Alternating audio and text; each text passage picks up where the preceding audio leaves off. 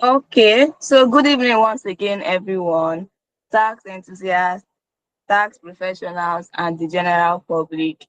Thank you so much for joining this session.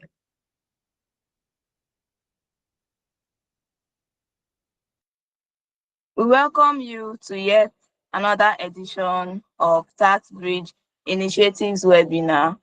This is Webinar 3.0, and prior to now, we've had 1.0, we've had 2.0, and this is the third time we'll be having this webinar. So we are so happy to have you join in this session. My name is 𝗕𝗲𝘆𝘀𝗶𝘊, and I am the founder of TaxBridge Initiative and also the host for this session.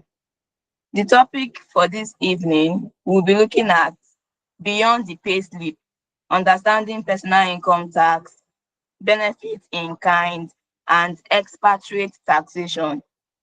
As a 9 to 5er like me now, you want to understand personal income tax, how it affects your payslip.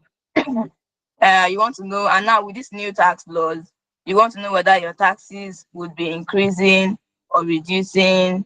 Trust me, you are at the right place because you are going to learn a lot. You are really going to understand so many things this evening. Our speaker for today is 𝗕𝗲𝘆𝘀𝗆 Usman. 𝗕𝗲𝘆𝘀𝗆 Usman is our speaker for this evening, and he's a seasoned tax professional with several years of experience on the job. So when I tell you that we bring the best, we bring only the best on board for this webinar, we are not joking, we are not playing. As usual, it's going to be a night of learning. So sit back and follow us with maximum attention. We'll open the floor to take questions at the end of this session. So in order not to interrupt the flow of our speaker, the floor will be open for you to ask your questions at the end of the session. So feel free to jot down the questions as they come up so that you don't forget. Thank you so much once again. So Mr. 𝗕𝗲𝘆𝘀𝗆, please, you have the floor.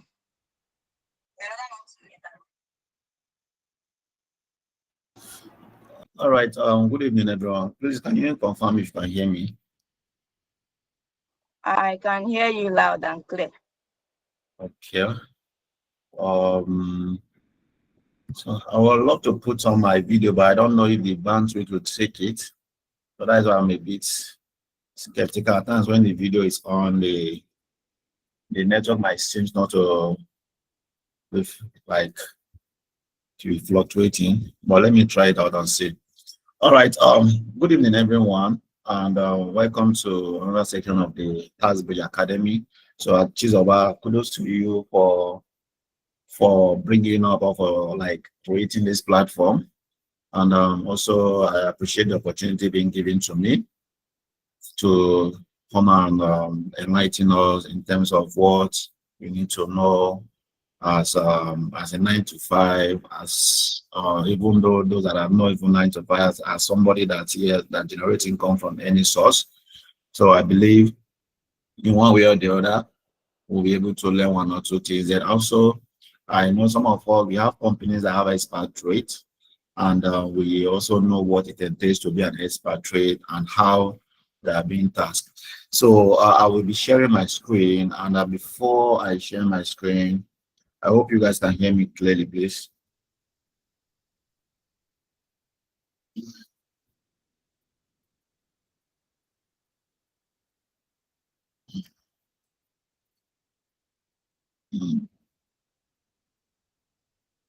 So let me know when you can see my screen, please.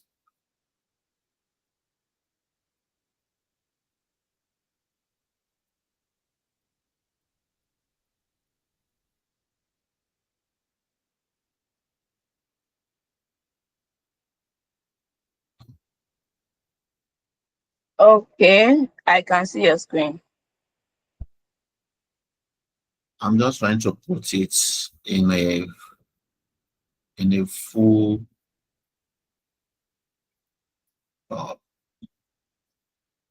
Okay, like presentation mode, right? yes. Okay, that's down. Those icons that are down close to the zoom button. I think the last one before that minus sign. Okay, this one. No, there are like 4 icons down after notes. Can you see notes? So the first one after notes. I'm here to say it. Is it this one? Okay, can you see where the minus, like to zoom out? That minus, you see that minus button? So the icon in front of it. Okay. You're not seeing it. I'm seeing it, but it's not clicking. I don't know why. But maybe you can. I really don't know. But just click on each of those icons down. That should be where you maximize your screen from. Okay, let me see. Down, I can see down your screen. Yes, yeah, exactly that one. Can you see it now? Can you see my screen? I can see it. Yes. Okay. Okay. Good evening once again. My name is 𝗲𝘆𝘀𝗶𝘁𝗄. So I'll be running you guys through the presentation for today, understanding the personal income tax, benefits in kind, and expatriate taxation. I know there have been so many changes in terms of the law with respect to the revamping of all our existing law with the advent of the Nigeria Tax Act, the NTAA and NTAB, as well as the GRA, right, and the NRS as a whole. So I know the taxes we are using now, they are as old as man, and by January next year, most of the tax laws will be revamped, repealed, or let's say if we did, they will be amended as well. So for the personal income tax, we know that in the next 2 to 3 months, we'll not be hearing of Personal Income Tax Act again. All we'll be hearing about is the Nigeria Tax Act, because the Nigeria Tax Act basically has revamped all the existing law. So what we are, in terms of the presentation, we'll be having the structure and administration of Personal Income Tax Act, or PIT rather, understanding taxable and non-taxable employment income, benefit in kind, what they are and how they are being valued, taxation of expatriates in Nigeria, right? Now, if you want to take a look at the legal basis of the Personal Income Tax Act, we say the Personal Income Tax Act of 2011 has been amended and repealed by the Nigerian Tax Act. It formed the legal basis for taxation of employment income, including those earned by expatriates working in Nigeria, right? So we know that personal income tax, basically, people will always see that, okay, it's only those that have that are paid employment that are liable to personal income tax, but it's still divided into two, where we had the direct assessment and the pay as you earn, right? So we say there are no provisions in the Nigeria Tax Act for expatriates. So if you go to the Nigeria Tax Act, you will not see a particular section that will say that, okay, this section is specifically for expatriates, but rather the provision as it relates to individuals who are doing resident in Nigeria also apply to both local and expatriate employees in Nigeria. What it means is that how employees in Nigeria are being treated is also being applicable to expatriates, right?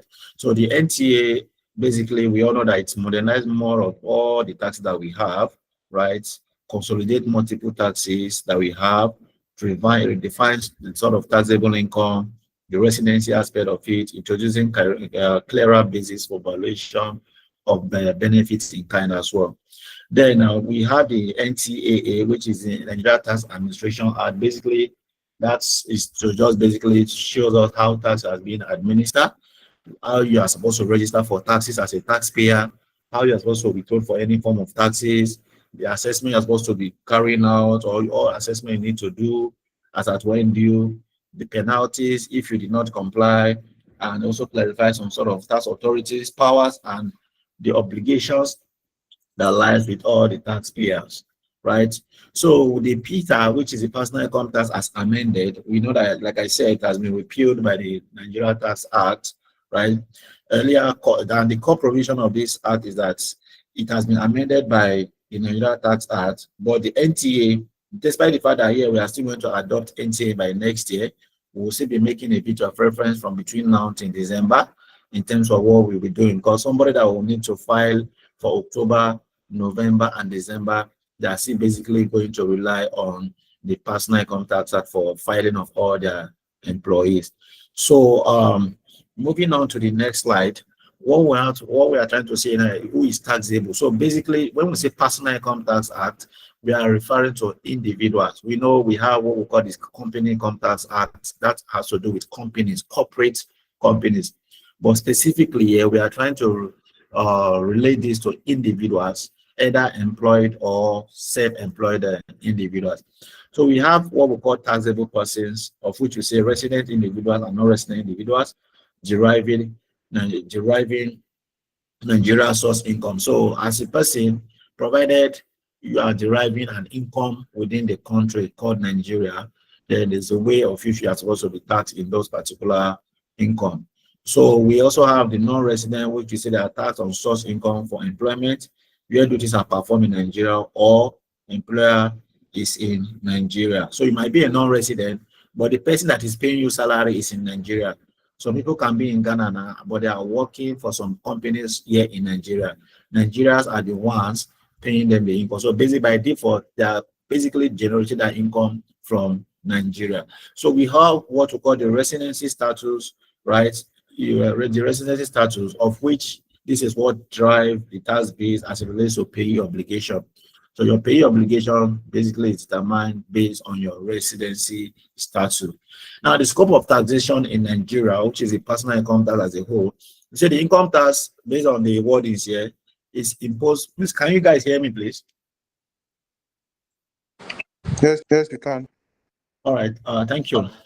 So we say the income tax is imposed based on source and residency rule, right?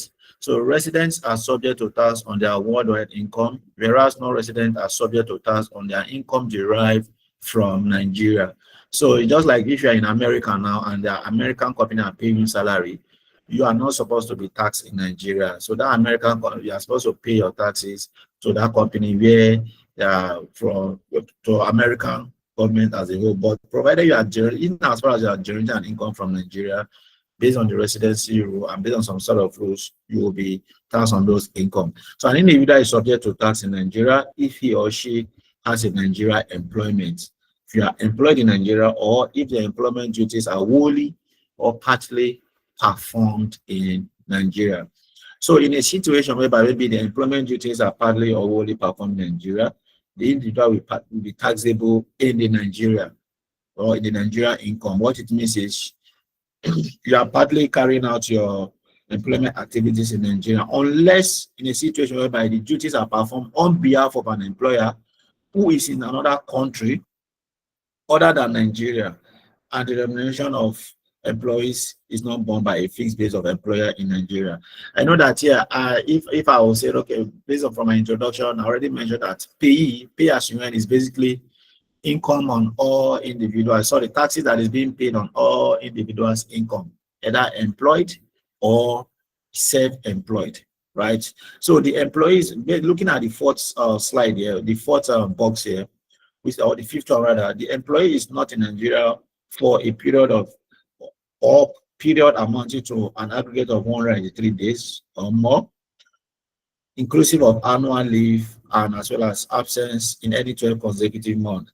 Then we also have the situation whereby that individual will not be taxed if the remuneration of the employee is liable to tax in that other country under the provision of avoidance of double taxation treaty with that other country.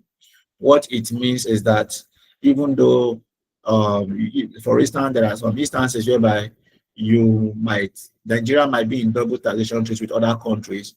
What it means is if a particular income is being taxed in that country, when it comes to Nigeria, yeah, you might want to file, but what you need to just do, or they will also want you to declare your income as a resident here, even though you derive an income from another country. What they will want you to do is that you need to present evidence of the fact that taxes has been deducted from the other countries where the income is being derived from. Now, resident individuals, how can you know that an individual is resident in Nigeria? If they say, since we say pay as you earn is based on residency principle. So resident individuals, we said it refers to a person who in any year of assessment, one, is domiciled in Nigeria, right? Has a permanent resident available for domestic use in Nigeria, maintains a habitual place of abode in Nigeria, possess substantial economic and immediate family connections in Nigeria. What it means is if anybody fall under one of this category, that person is a resident individual in Nigeria. Also reside or stays in Nigeria for a total period of not less than 183 days. So anything that makes you stay above 183 days, if you calculate, it's basically like 6 months within a 12-month period, including annual leave or temporary absence, right? You'll be deemed to be a resident in Nigeria, as well as serve as a Nigeria diplomat or diplomatic agent in another country. Like for Nigeria now, we know that we have so many diplomats in another country. So by default, even though those guys are not staying in Nigeria, what it means is that as a diplomat in another country representing Nigeria, you are still a resident of Nigeria. So now, when it comes to the personal income tax, I know that most of us have been hearing of this Personal Income Tax Act, even though, this 𝗕𝗲𝘆𝗲𝗳𝗶, even though what we need to know is how our income is supposed to be subjected to taxes. So looking at the scope as well, looking at the income that are being chargeable to tax, we have those of us that are in paid employment.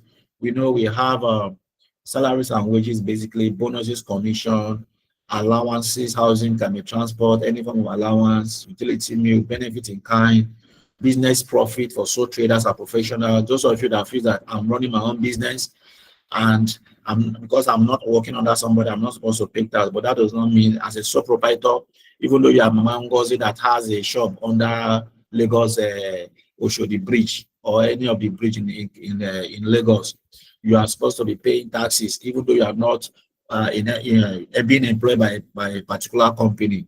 We have the rights of rent, royalty, interest, dividend, which we know that that one basically is to be subject to withholding tax.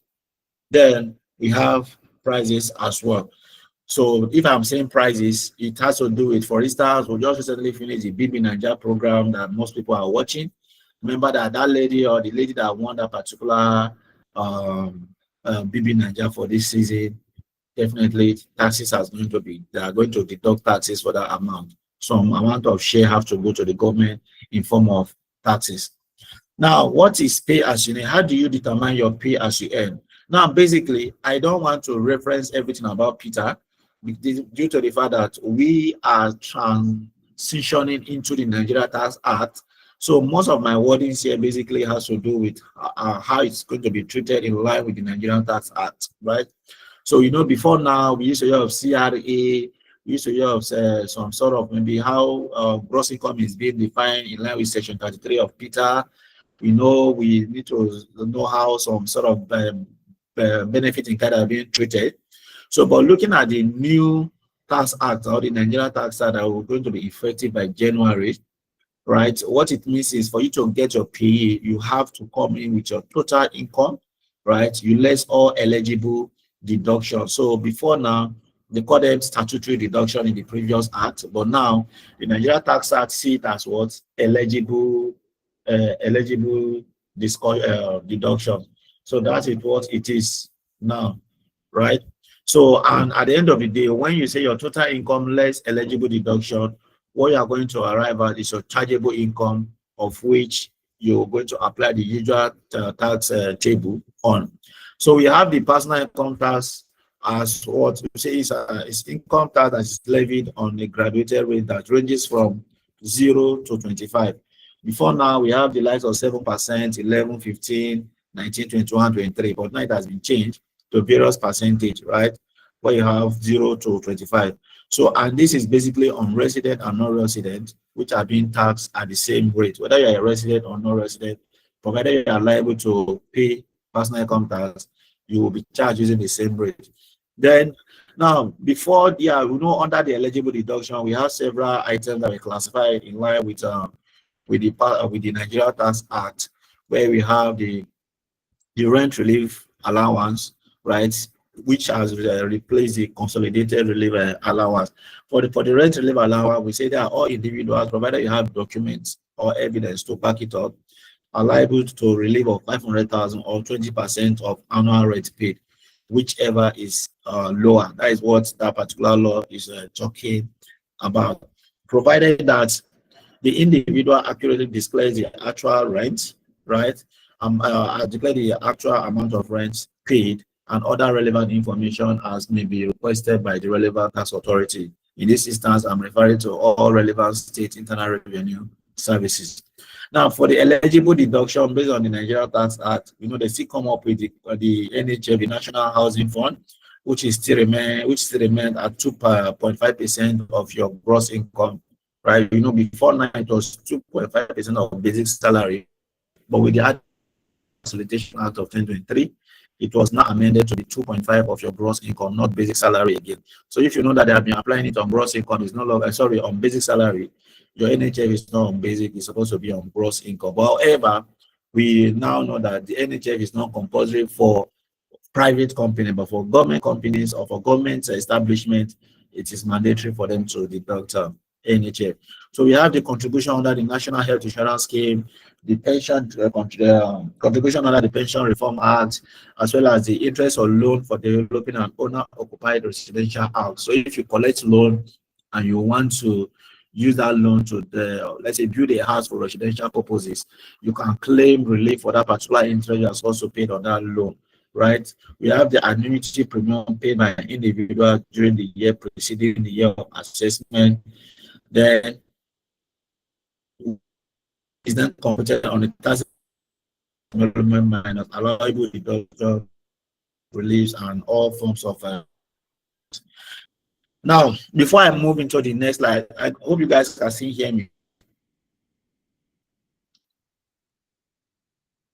Hello, can you guys hear me? Yes, sir. Yes, we can.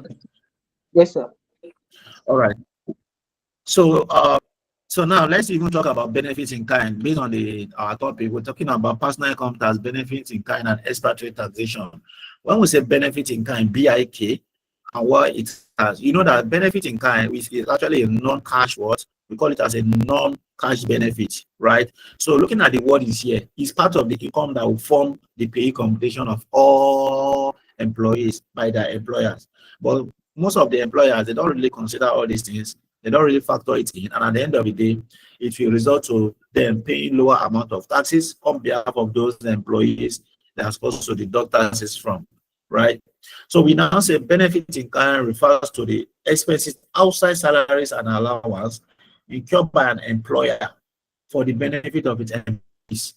And in most cases, what is that in offers for employees, in most cases, what it means is that employers offer their, some people call them, to mitigate high personnel turnover. What it means is that if you are working for a particular company, they give you a house, they give you a car, they give you some sort of allowances aside of the salary, they are paying you, you will be bound to stay much longer in that particular organization because they are treating you well. They are foiling your car, they are changing your car every year, paying your house rent, changing your, in fact, literally all what you need, all your basic needs aside of your salary, they are still taking care of it, right?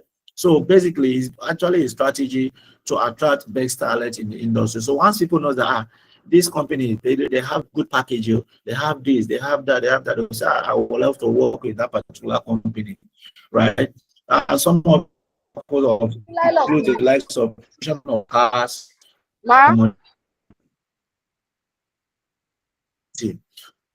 benefiting consider taxable income, form part of employees' gross emolument for tax purposes. Now, what it means is that when you are computing the tax of an employee, you are supposed to factor in what we call this benefit in kind in their tax computation. Now, looking at the wordings down in the two boxes below, we say BIK are non-cash benefits provided by the employer, which you already mentioned. It can be a form of a company car, rent-free accommodation, can be meal stipends, sometimes domestic staff. But some will say, you need to wash your clothes yourself. No, don't worry. We are going to employ somebody that will be taking care of that. That will be washing the clothes for you. You don't need to be doing anything again. Just your own is just be focusing on our work and how to deliver on the work. Interest-free loans, insurance premium paid by the employer.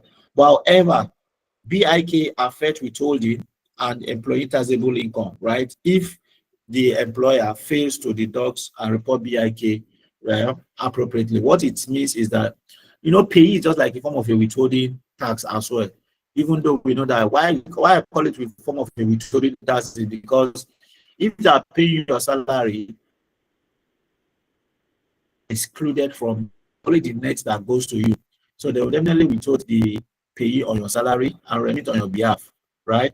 So basically, if all these things are not being deducted, it will result in you not paying, or that employee not, the employer not remitting the actual amount for the employee. And at the same time, what will happen is the income that will be subject to tax would not be the income that the employer is going to subject of the employee.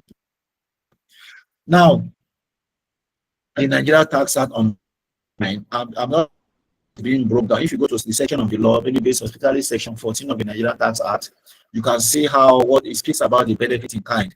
So you can reference there. You can go to the section 14 of Nigeria Tax Act. What it means is that it's discussed, or it talks about benefit in kind and why it matters. So first of all, when an employer provides benefits, what we say benefit in kind is breaking down in the following points. One, when an employer provides benefits other than accommodation, right? There might be all form of benefit that the employer will provide aside of what?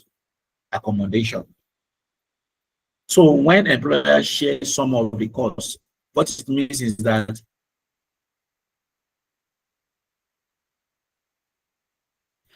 and if an amount say that okay, it will be paid, then the employee will be paying the remaining balance service or partial by the employee. Benefit family or dependents. What it means is that there are instances whereby companies, I think I had that experience with one of the streets, because he is his chief operating officer, who is that they gave the man in private, they gave him the man is from India, they pay all India, he has children, the company wants to insurance go education, cook, so him, and all sort of things that I think what the man always do, you have anything that you think of in terms of his daily activities, in terms of his personal well-being, they already make provision for that, right? So we have free subsidized housing. There are instances whereby somehow subsidized it. However, there are some items that when it's being given to an employee, you cannot stem them out, you cannot classify them as benefit in kind. So once that is what they call the exempt benefits, which is subject, and as well as we cannot know basically what defines the annual rental value in terms of when you are supposed to pay a rent on behalf of an employer, of an employer. Now, I'm trying to explain all these points one after the other. We have the when an employer provides benefit other than accommodation. So what the law says is that if an asset is given for use, like if a company gave you an asset, the taxable value is 5% of its cost or market value per year. What it means is if maybe a company gave you a motor vehicle, what will happen if they want to compute your tax as the employer of that company? They will have to take 5% of that vehicle, of the cost of that vehicle, and if the cost cannot be ascertained, they have to go with the market 5% of the market value of that particular asset. It will be added as your income to be used in the computation of pay as you earn.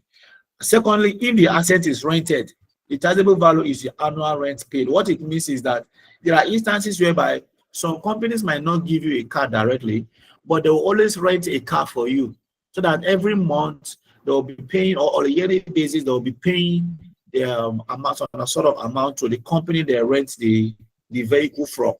They are not buying you the car, but they just rent it for your movement because they believe that you might only need the car occasionally. So as a benefit, kind of that purpose, the amount that is being used to rent that particular car, right, or maybe that particular item of benefit in kind is what will be added as your income or as income of that employee as part of benefit in kind. Therefore, other benefit, the taxable value is the actual cost incurred by the employer. So there are other benefits that might not be a rented value, it might not be a car, but provided it's a benefit in kind, what it means is the actual cost incurred for it will be added as an income to the employee's income to be used in his pay computation. Now, the law now said that what if when employees share some of the costs?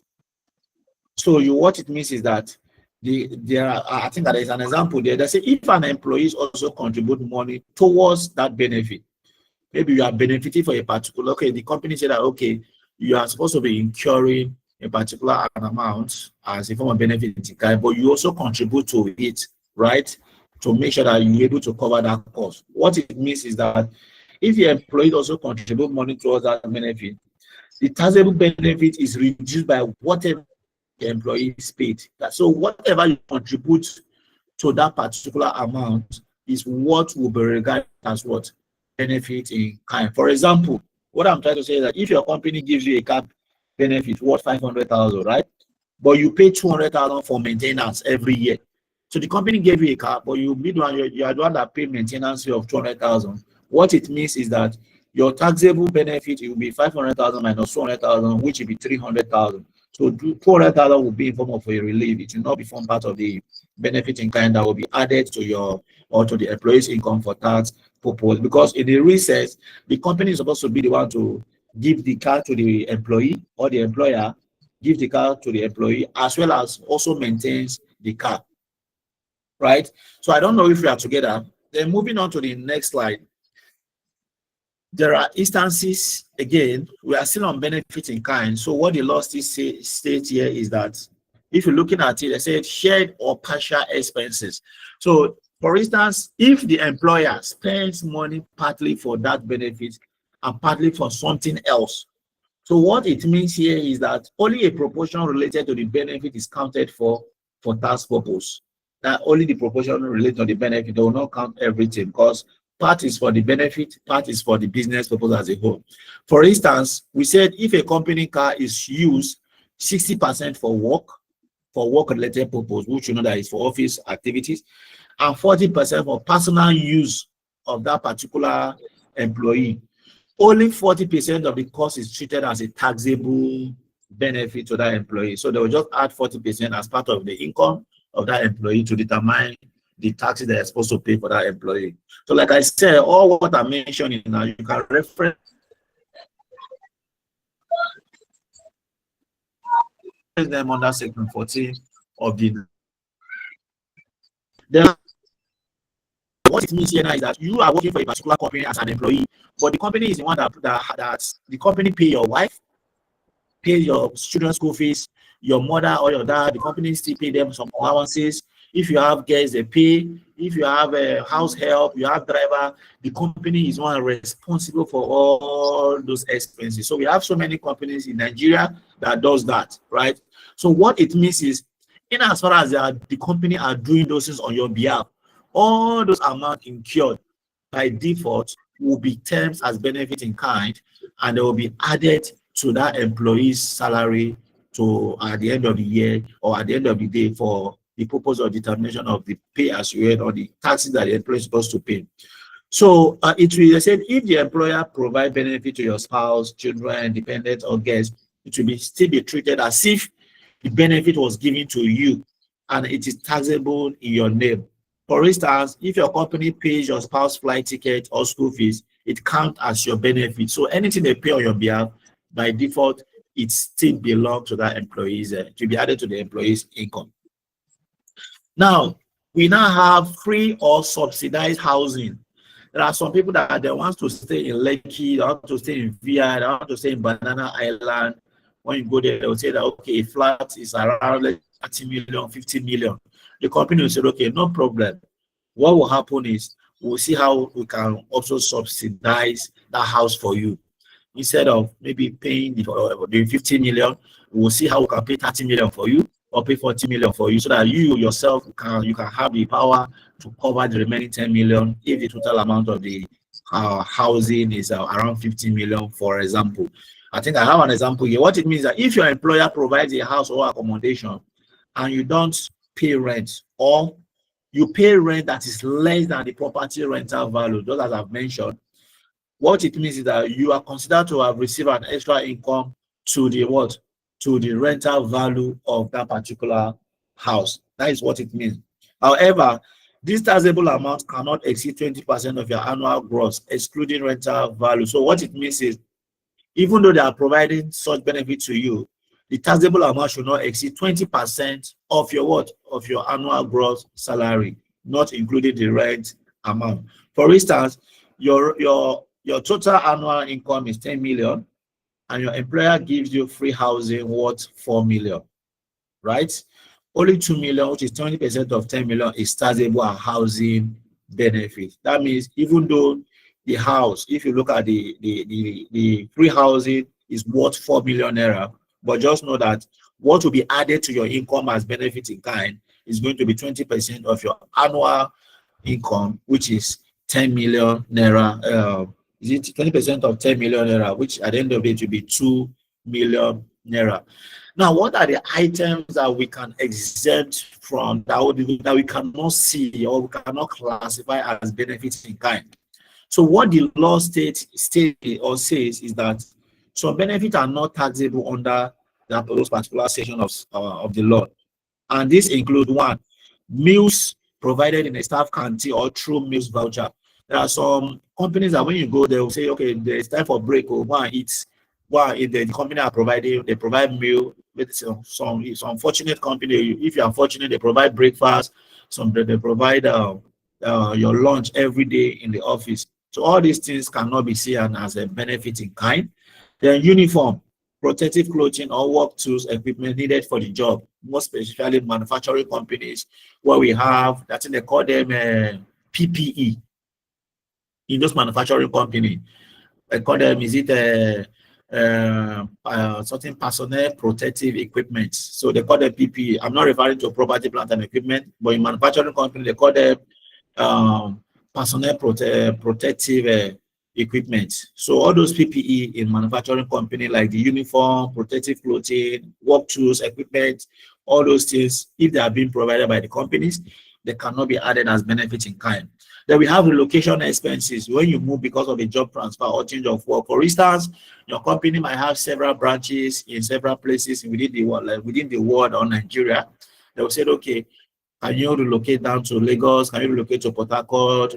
So any expenses the company will incur to move you around from a particular location to another location as it relates to that particular job will not be termed as benefit in kind. However, these are seen as work-related and not personal benefits.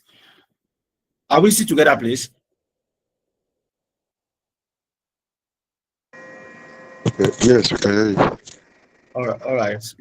So now the last item of it, based on this the first page that I displayed for the benefit in kind, is the meaning of annual rental value. What it means is that this is the part that explains how to determine the rental value of house provided by the employer. So what it means is that if the property is in a place where local rates like property taxes are assessed, then that official rental value is used. If you go to a local government or a particular local government, they have some sort of way of which they assess their property based on their houses based on the property taxes.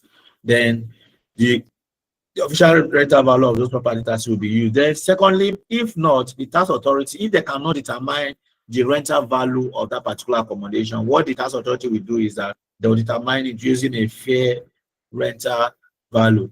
Then C, there are instances whereby you live in a particular, I think in the previous law, what the Nigerian tax are trying to correct is that, for instance, if you live in a particular house, the total value of that house might be 10 million, but the actual part you are staying is not worth up to 2 million. But what they will now do is that they will still classify the total rental value of that particular apartment as benefit in kind. So with that, that was how it's been done in the previous law. But what this law now said that it's only that part that you used, even though you are staying in a 10-story building, just know that the part that you are using, that you are accommodating, the cost of that part alone is what will be seen as the benefit in kind. So you say, if you live there for part of the year or occupy only part of the house, for instance, the value is prorated only for the time or portion that you used.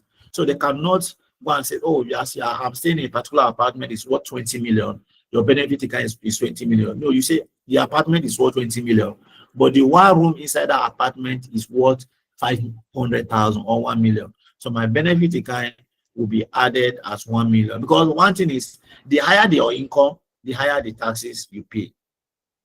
For instance, you live in a company house for 6 months and its annual rental value is 1 million. So only 500 count as a taxable income, because, for instance, you didn't even stay for the whole year, because this is me using the, let's say, the month of the year to even prorate. There are instances whereby you stay, you are supposed, the total annual rent for that house is 1 million dollars. We have here as an example, but you only stay there for 2 months. You only stay there for 1 month. So somebody cannot just say that because you just stay there for 1 month, by default, you'll be liable to benefit in kind of the total rental value of that particular apartment. So we now have a situation whereby benefit in kind affect taxable income, and as well as it affects withholding taxes in terms of PE. In this is what I'm referring to is PE. When you did not include it appropriately in your computation of PE, it will affect the income as well as the taxes that you're supposed to deduct. So for instance, how does benefit in kind affect taxable income? One, we say benefit in kind are non-cash reward, of which you already know from the beginning. There are like company cars, housing, club membership, or school fees that have monetary value. So even though they are non-cash reward, but you can still quantify them in monetary terms.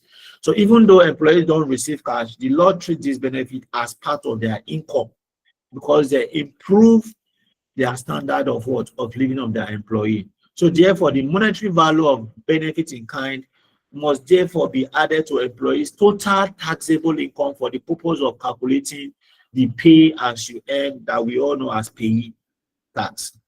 Example, if an employee earns 6 million naira annually and you receive a company car benefit valued at 600,000 naira per year, what it means is that the taxable income is equal to 6 million naira plus 600,000, which will be 6.6. So your pay will now be calculated using 6.6 and not 6 million naira.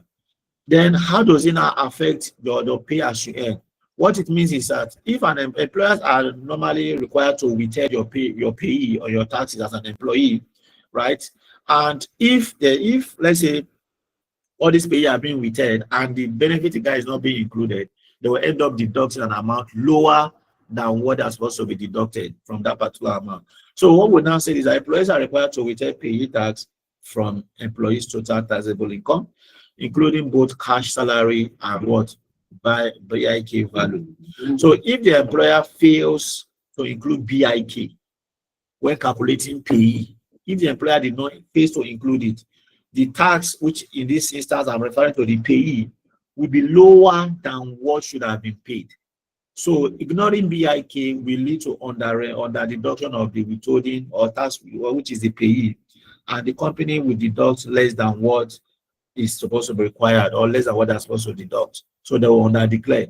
And by default, when there is a tax audit on the relevant tax authority comes and they discover those benefits in kind, what they will do is that they will add it to all the employees' income, and they will use it to recompute another position. And once they notice that there's a difference, you pay that difference inclusive of penalty and interest at the end of the day. So can you confirm if you can hear me before we move down to the next subject matter we have based on our topic? Yes, sir. You, sir. Right. So I hope we understand as I'm flowing with what the topic is trying to say in terms of understanding what pay is all about, as well as the benefit in kind, what the law states that this is how we are supposed to treat it in terms of when employees are liable to benefit in kind. So now the next item we have here is expatriate. I know we'll be hearing of expatriate. When you are working when you are walking around Lagos, you just see somebody from, let's say, a white man that is not in Nigeria, by maybe looking at the man, you see, this man it might be somebody from China or somebody from America.